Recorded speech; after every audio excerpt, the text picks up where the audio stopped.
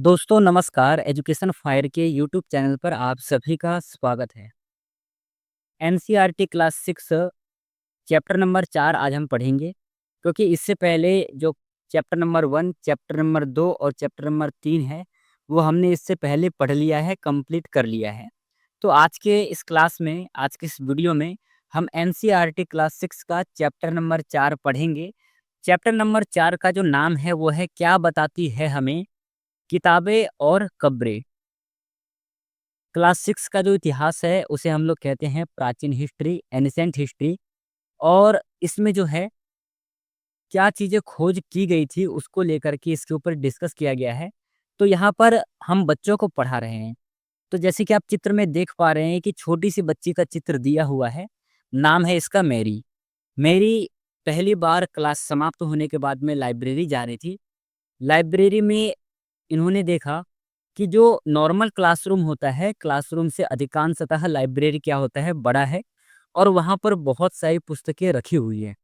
कोने में एक ऐसी कोई अलमारी है जिसमें कि बहुत मोटे-मोटे ग्रंथ रखे गए हैं। छोटी सी बच्ची है, जानने की उत्सुकता के कारण लाइब्रेरी का जो गेट है खोलने के लिए खोलने का प्रयास करती है। टीचर देखते हुए कहते हैं कि इसे आपको नहीं खोलना है, इसमें जो है बहुत इम्पोर्टेंट किताब है। आपको पता है इसमें वेद भी रखा गया है। मेरी सोचती है कि वेद है क्या चीज़? चलिए इसके विषय में हम लोग पता लगाते हैं वेद है क्या चीज़? तो सबसे पहले जब आप एनसीईआरटी प्रारंभ करेंगे, एनसीईआरटी का चैप्टर नंबर 4 का पहला पेज पलटेंगे, तो यहाँ पर दिया हुआ है एक हेडलाइन है कि दुनिया के प्राचीनतम साहित्यिक स्रोतों में से एक है क्या आपका वेद। वेद जो है दुनिया के प्राचीनतम साहित्यिक स्रोतों में से एक है। वस्तुतः वेद जो है 4 है। 4 वेद कौन-कौन से हैं? ऋग्वेद, यजुर्वेद, सामवेद और अथर्ववेद। इस प्रकार से करके आपके 4 वेद हैं। तो पहला प्रश्न आपका यहाँ से बनेगा कि वेद कितने हैं? 4 हैं। फिर इसके बाद आपका बनेगा कि कौन-कौन से वेद हैं? ऋग्वेद, यजुर्वेद, सामवेद और अथर्ववेद। ठीक है? तो मेरी सोचती है कि चारों वेद तो एक साथ लिखे नहीं गए होंगे। इनमें से पहला वेद कौन-सा है? सबसे पुराना वेद कौन-सा है? तो यहाँ पर लाइन दिया हुआ है, सबसे पुराना वेद आपका ऋग्वेद है, जिसकी की रचना लगभग 3500 साल पहले हुई थी। महत्वपूर्ण लाइन है, ऋग्वेद की रचना कब हुई थी? लगभग 3500 साल पहले। 4 वेद हैं, ऋग्वेद, सामवेद, यजुर्वेद और अथर्ववेद। चारों ही वेदों में से सबसे पुराना वेद है ऋग्वेद, जिसकी की रचना 3500 साल पहले हुई थी। ऋग्वेद में 1000 से ज़्यादा प्रार्थनाएँ हैं। प्रार्थनाएँ जो हैं इन्हें हम लोग क्या कहते हैं? सूक्त कहते हैं। और सूक्त जो है इसका हम संधि विच्छेद करेंगे, तो सूक्त का संधि विच्छेद होगा सु धन उक्त, जिसमें सु का अर्थ होता है अच्छा। जैसे आप नॉर्मली अपने डेली जीवन में यूज़ करते हैं, सुस्वागतम, सुस्वादिष्ट, तो वहाँ पर जो सु शब्द होता है वो होता है अच्छे के लिए और उक्त मतलब होता है बोलना। यानी कि सूक्त का मतलब हम यह कह सकते हैं कि जो अच्छी तरह से बोला गया है उन्हीं को हम क्या कहेंगे? सूक्त। और ऋग्वेद में 1000 से अधिक सूक्तों की चर्चाएँ की गई है। ठीक है? ऋग्वेद में जो है 3 देवता बहुत महत्वपूर्ण है। 3 देवता कौन-कौन से हैं? अग्नि, इंद्र और सोम। अग्नि जो है आपके आग के देवता है, इंद्र युद्ध के देवता है और सोम एक प्रकार का पौधा है, जो कि एक प्रकार का पौधा है, जिससे एक खास पेय बनाया जाता है और ये जो पेय पदार्थ है, कोई विशेष अवसर पर इसे पिया जाता था, है ना? तो ये 3 फैक्ट आपको याद रखना है। ऋग्वेद में 3 देवताओं का वर्णन है, अग्नि, इंद्र और सोम। यहाँ से भी प्रश्न यदि थोड़ा-सा डीपली पूछे तो आपसे यह पूछ सकता है कि इन तीनों ही देवताओं में से सर्वाधिक किस देवता की स्तुति की गई है? आपको याद रखना है, सर्वाधिक इंद्र की स्तुति की गई है। लगभग 250 सूक्तों में इसकी स्तुति की गई है।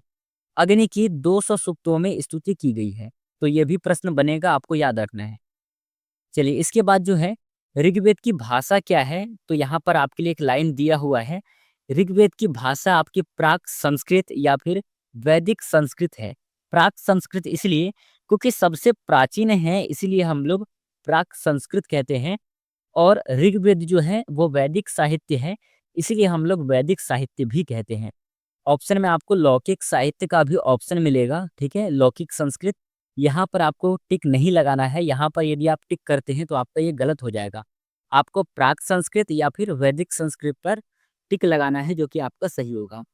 इसके बाद जो है आपके लिए कुछ और इम्पोर्टेंट है भाषाओं से रिलेट करते हुए, संस्कृत और अन्य भाषाएँ। देखिए, यदि आपके पास एनसीईआरटी का बुक है, तो जहाँ-जहाँ पर मैंने अंडरलाइन किया हुआ है, वहाँ पर आप अंडरलाइन करेंगे, क्योंकि विश्वास करना, यहाँ से बाहर आपका कुछ नहीं पूछा जाएगा। बुक जो है हम पढ़ा रहे हैं छठी क्लास वालों को, तो छठी क्लास के बच्चे जो है वो काफ़ी ज़्यादा छोटे होते हैं, तो उनको एक कहानी के फॉर्म में समझाया जाता है, वैसे ही कहानी के रूप में बताया गया है। बस कुछ इम्पोर्टेंट फैक्ट आपके सामने दिए हुए हैं और एग्ज़ामिनर आपसे यही पूछता है। चलिए, यहाँ पर दिया हुआ है संस्कृत और भाषाएँ। सबसे पहले संस्कृत भाषा भारोपीय भाषा परिवार का हिस्सा है। भारोपीय का विग्रह क्या होगा? भारत धन यूरोपीय बराबर भारोपीय बनेगा। संस्कृत भाषा भारोपीय परिवार का हिस्सा है। भारत की कई भाषाएँ जैसे कि असमिया, गुजराती, हिंदी, कश्मीरी और सिंधी, ये एशियाई भाषाएँ हैं। ठीक, एशियाई भाषाएँ हैं, जैसे कि फ़ारसी तथा यूरोप की बहुत सी भाषाएँ जैसे अंग्रेजी, फ़ारसी, यूनानी, इतालवी आदि ऐसे-ऐसे दिए हुए हैं। आपको क्या याद रखना है, जो मातृ शब्द है वो संस्कृत भाषा का शब्द है, और जो माँ शब्द का हम यूज़ करते हैं वो हिंदी भाषा का है, और मदर शब्द जो है वो इंग्लिश भाषा का शब्द है। यहाँ पर ये 3 फैक्ट आपको याद रखना है। इसके बाद में आपका पूछा जाएगा कि उपमहाद्वीप में दूसरे परिवारों की भाषाएँ बोली जाती है। जैसे उदाहरण के तौर पर, कि जो पूर्वोत्तर प्रदेश है, पूर्वोत्तर प्रदेश में तिब्बत वर्मा परिवार की भाषाएँ बोली जाती है, ठीक है? पूर्वोत्तर परिवार में। अब यहाँ पर एक सिंपल सा मैप ड्रॉ करता हूँ, ध्यान से देखना है आपको, पूर्वोत्तर का लोकेशन आपको पता लगेगा। ये हो गया आपका नॉर्थ, साउथ, ईस्ट और वेस्ट। पूछा गया है कि पूर्वोत्तर, यानी कि उत्तर और पूर्व, तो इन क्षेत्रों को हम क्या कहेंगे? पूर्वोत्तर क्षेत्र। इन क्षेत्रों में तिब्बत वर्मा परिवार की भाषाएँ बोली जाती हैं। इसके बाद में तमिल, तेलुगु, कन्नड़ और मलयालम, ये द्रविड़ भाषा परिवार की भाषाएँ हैं। द्रविड़ यानी कि साउथ में बोले जाने वाली भाषाएँ जो है तमिल, तेलुगु, कन्नड़ और मलयालम, ये द्रविड़ भाषा परिवार के अंतर्गत आते हैं। जबकि झारखंड और मध्य भारत के कई हिस्सों में आपका ऑस्ट्रो एशियाटिक भाषा परिवार से जुड़ी हुई है। तो ये 3 लाइन आपके लिए महत्वपूर्ण है। आप अपने किताब में अंडरलाइन कर लेना इसे, और पढ़ कर के आप इसे एमसीक्यू क्वेश्चन के माध्यम से अभ्यास कर सकते हैं। चलिए, इसके बाद यहाँ पर आपके लिए कुछ इम्पोर्टेंट लाइन और दिया हुआ है कि इतिहासकार ऋग्वेद का अध्ययन कैसे करते थे, ठीक है? इतिहासकार ऋग्वेद का अध्ययन कैसे किया करते थे? ऋग्वेद के कुछ सूक्त वार्तालाप के रूप में है। विश्वामित्र ऋषि नामक विश्वामित्र नामक ऋषि और देवियों के रूप में पूजित 2 नदियों का वर्णन किया गया है। किसमें? ऋग्वेद में 2 नदियों का वर्णन मिलता है। कौन-कौन सा? एक है व्यास नदी और दूसरा है सतलुज नदी के बीच में यह संवाद एक ऐसे ही सूक्त का अंश है। आपसे एग्जामिनर प्रश्न करेगा कि ऋग्वेद में किन 2 नदियों का वर्णन मिलता है? पहला है व्यास और दूसरा है सतलुज नदी। चलिए, यहाँ पर आपको कुछ पन्ने दिख रहे होंगे। ये पन्ने पांडुलिपि है, जिसपे कि ताड़ के पत्रों पर हाथ से लिखा गया जो आपका लेख है, उसी को हम कहते हैं पांडुलिपि। पांडुलिपि जो है, इसका अर्थ क्या होता है? पांडु मतलब होता है हाथ, और लिपि मतलब होता है लिखा गया। जो हाथ से लिखा गया है उसी को हम लोग कहते हैं पांडुलिपि। इंग्लिश में इसे कहते हैं मैन्युस्क्रिप्ट। यहाँ पर लाइन दिया हुआ है, ऋग्वेद की पांडुलिपि का एक पन्ना यहाँ पर आपको दिखाई दे रहा है। ये जो पन्ना है, ये भुर्ज नामक वृक्ष की छाल पर लिखी जाती है, ठीक है? पांडुलिपि किससे तैयार किया जाता था? भुर्ज नामक वृक्ष की छाल से। अगला इंपॉर्टेंट लाइन है कि यह पांडुलिपि कश्मीर में पाई गई थी। लगभग 150 वर्ष पहले ऋग्वेद को सबसे पहली बार छापने के लिए इसका उपयोग किया गया था। ऋग्वेद का प्रचलन कब से था? प्रचलन था आपका 3500 वर्ष पहले से। पर छपाई का प्रक्रिया कब प्रारंभ हुआ? छपाई का प्रक्रिया प्रारंभ हुआ आपका लगभग 150 साल पहले, है ना? तो ये आपके लिए एक इम्पोर्टेंट लाइन है जो कि याद रखना है। इसके बाद में यह पांडुलिपि जो है पुणे महाराष्ट्र के एक पुस्तकालय में संरक्षित है। इम्पोर्टेंट लाइन है, आपको ध्यान रखना है। चलिए, इसके बाद यहाँ पर विश्वामित्र नदी संवाद जो मैंने अभी आपको बताया है। विश्वामित्र और नदियों के बीच में वार्तालाप होती है, जिसमें कि विश्वामित्र कहते हैं कि हे नदी, अपने बछड़ों को जैसे चाटती हुई, चमकाती हुई गाय की तरह 2 फुर्तीले घोड़े चाल से पहाड़ों से नीचे आ रहे हैं। इस प्रकार से करके उनकी बड़ाई कर रहे हैं, उनकी विशेषता बता रहे हैं। तो यहाँ पर से ख़ैर कोई प्रश्न नहीं पूछा जाएगा आपसे, प्रश्न यहाँ पर सबसे नीचे वाली पंक्ति से पूछा जाएगा कि ऋग्वेद की प्रार्थनाओं में अन्य दूसरी नदियों का खास करके सरस्वती, सिंधु और उसकी सहायक नदियों का भी ज़िक्र है, जैसे कि गंगा और यमुना नदी का सिर्फ़ एक बार उल्लेख हुआ है। तो अब तक हमने पढ़ा था कि तो व्यास नदी का और दूसरा सतलुज नदी का वर्णन है ना? पर ऋग्वेद की प्रार्थनाओं में विश्वामित्र नदी संवाद जो है, एक सूक्त है, इसमें सरस्वती नदी, सिंधु नदी और उसके सहायक नदियों का भी ज़िक्र किया गया है। गंगा नदी और यमुना नदी का सिर्फ़ एक बार ही आपको उल्लेख मिलता है, बाकी बात अन्य नदियों का आपको बार-बार मिल सकता है, पर गंगा और यमुना नदी का सिर्फ़ एक बार उल्लेख मिलता है। तो ये लाइन आपके लिए इम्पोर्टेंट है, आप अपने कॉपी में नोट करना। अगला टॉपिक आता है कि मवेशी, घोड़े और रथ। ऋग्वैदिक काल में मवेशी, घोड़े और रथों की विशेषता क्या थी, ये भी आपसे पूछा जाएगा। ऋग्वेद में मवेशी, बच्चों, खास करके पुत्रों और घोड़ों की प्राप्ति के लिए अनेक प्रार्थनाएं हैं। ऋग्वेद में इनके लिए बहुत से ऐसे सूक्त हैं जो कि कामना करते थे लोग, क्योंकि प्राचीन समय में ऋग्वैदिक काल में आपको युद्ध लड़ना पड़ता था और युद्ध लड़ने के लिए आपके पास क्या होना चाहिए?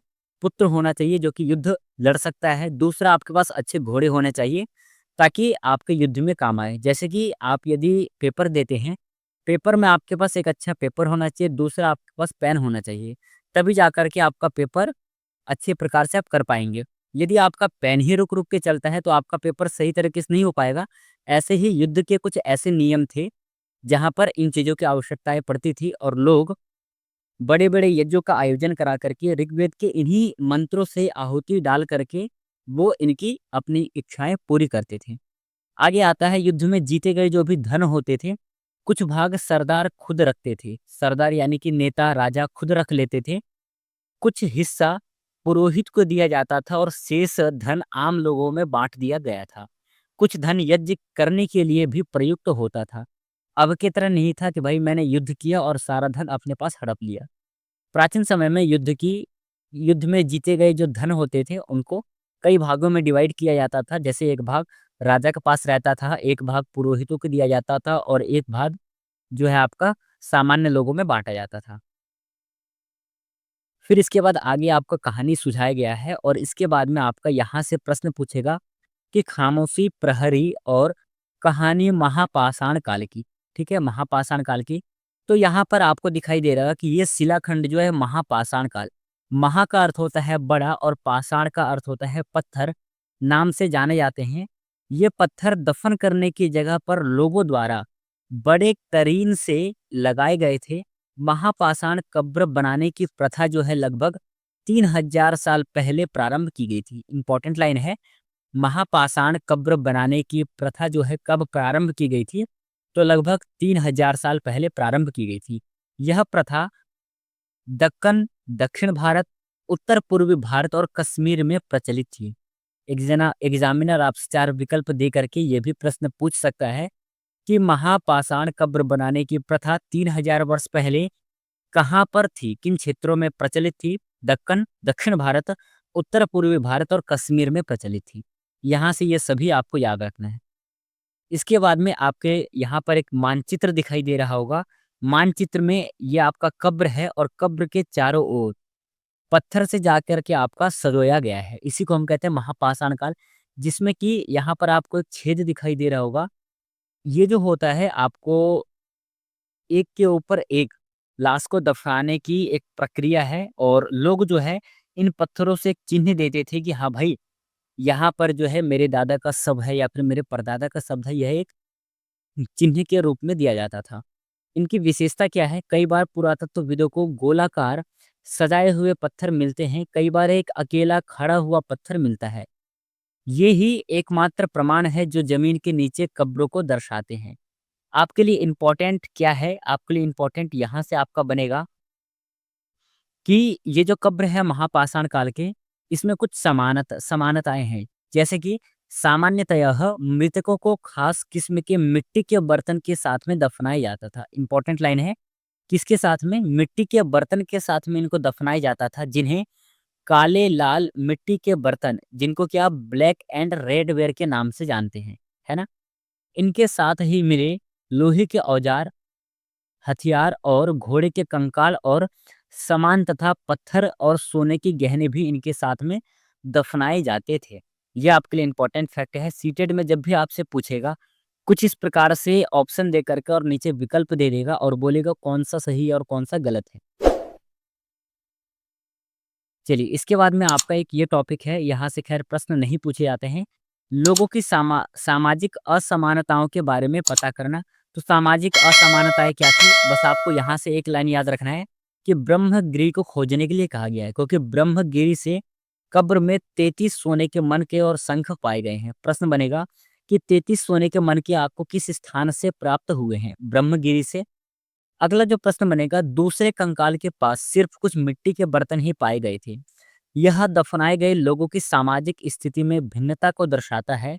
कुछ अमीर थे तो कुछ गरीब थे। जो गरीब थे उनके साथ में आपका मिट्टी के बर्तन या फिर जो भी अन्य छोट-मोट सामान होते हैं, वो दफनाए गए थे। जबकि जो अमीर घर के लोगों का शव था, उनके पास सोने के मनके, वो भी कितने? 33 मनके सोने के। अपने आप में बहुत मायने रखता है और वो भी प्राचीन समय में, है ना? तो बस ये सामाजिक असमानता के बारे में पता लगाने के लिए कहा था। प्रश्न आपका यहाँ से बनेगा। चलिए, अगला प्रश्न आपका यहाँ से बनेगा कि कुछ कब्रगाह खास परिवारों के लिए थी। यहाँ से खैर प्रश्न नहीं पूछा जाएगा, वही नॉर्मल सा बात हो जाता है। एक टॉपिक आपको यहाँ से देखने को मिलेगा, इनाम गाँव के एक विशिष्ट व्यक्ति का कब्र। अच्छा, यहाँ पर इनाम गाँव को खोजने के लिए कहा गया है। मानचित्र 2 में इनाम गाँव को खोजो। क्यों? यह भीमा की सहायक नदी घोड़ के किनारे एक जगह है। सबसे पहला प्रश्न, ये जो इनाम नदी है, इनाम गाँव है, ये किसकी सहायक नदी है? भीमा की सहायक नदी घोड़ नदी के किनारे पर स्थित है। इस जगह पर 3600 से 2700 साल पहले लोग रहा करते थे। यहाँ वयस्क लोगों को प्रायः गड्ढे में सीधा लिटाकर दफनाया जाता था। जो वयस्क होते थे, उनको गड्ढे में सीधा लिटा करके दफनाया जाता था और उनका सिर जो है उत्तर की ओर होता था। इम्पोर्टेंट लाइन है, उनका सिर उत्तर की ओर होता था। कई बार उन्हें घर के अंदर भी दफनाया जाता था। ये भी इम्पोर्टेंट लाइन है। ऐसे बर्तन जिनमें शायद खाना और पानी हो, दफनाए गए शव के साथ पास रख दिए जाते थे। जो शव के दैनिक दिनचर्या में यूज़ किए जाने वाले बर्तन थे खाने-पीने के, सबके साथ में उनको भी दफ़ना दिया जाता था। जैसे वो जो कपड़े पहनते थे, उनको भी दफ़नाया जाता था। विशेषता क्या है? 3600 से 2700 साल पहले लोग यहाँ पर निवास करते थे और यहाँ से हमें एक कब्र मिला है, जिसमें कि जो शव है, उसका सर जो है उत्तर की ओर करके लिटाया गया है। कहाँ से मिला है? इनाम गाँव से मिला है। इनाम गाँव कहाँ पर है? तो भीमा की सहायक नदी घोड़ नदी के किनारे है।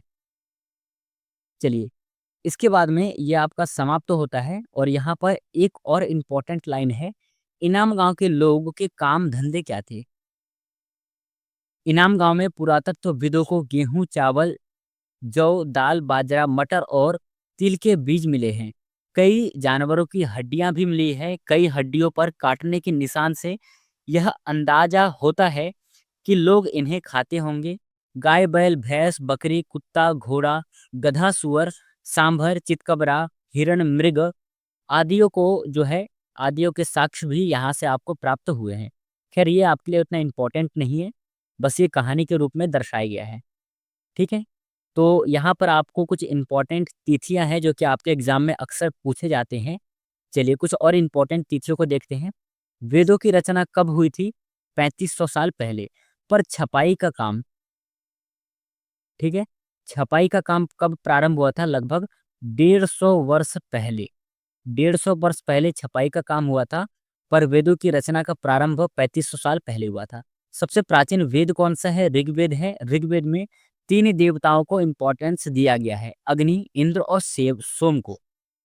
अगला है, महापाषाण के निर्माण की शुरुआत कब हुई थी? लगभग 3000 साल पहले। अगला है, इनाम गाँव में कृषकों का निवास कब रहा था? कब से कब तक? 3600 से 2700 साल पहले तक रहा था।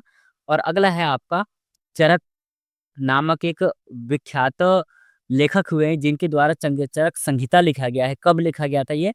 ये लिखा गया आपका 2000 साल पहले। तो इस प्रकार से करके आपके चैप्टर नंबर 4 से कुछ इम्पोर्टेंट फैक्ट थे जो कि मैंने आपको पढ़ाया है। विश्वास करना, इस चैप्टर को पढ़ने के बाद में आप यूट्यूब पे सर्च करना एनसीईआरटी क्लास 6 का चैप्टर नंबर 4 का टॉप 20 एमसीक्यू क्वेश्चन। यहाँ से आपको बाहर कुछ भी देखने को नहीं मिलेगा, है ना? तो एक बार ट्राई करके देख लेना। बाकी बात मिलेंगे हम लोग कल के सेशन में। कल हम लोग पढ़ेंगे एनसीईआरटी क्लास 6 का चैप्टर नंबर 5। तो सभी विद्यार्थी कल पढ़ कर के आएँगे, क्योंकि यदि आप पढ़ कर के आएँगे, तब आपको कुछ चीज़ें समझ में आएगा और कुछ नहीं, जो नहीं आएगा मैं यहाँ पर क्लियर करने की कोशिश करूँगा। आपको ध्यान से वीडियो को देखना है, वीडियो पसंद आए तो चैनल को सब्सक्राइब करना, लाइक करना। और इसी चैनल पर हम लोग सुबह-सुबह मॉडर्न हिस्ट्री पढ़ते हैं, जो कि आपके प्रत्येक एग्ज़ाम के लिए इम्पोर्टेंट है। आप विज़िट करके देख सकते हैं। मिलेंगे हम लोग कल के सेशन में। धन्यवाद। जय हिंद साथियों।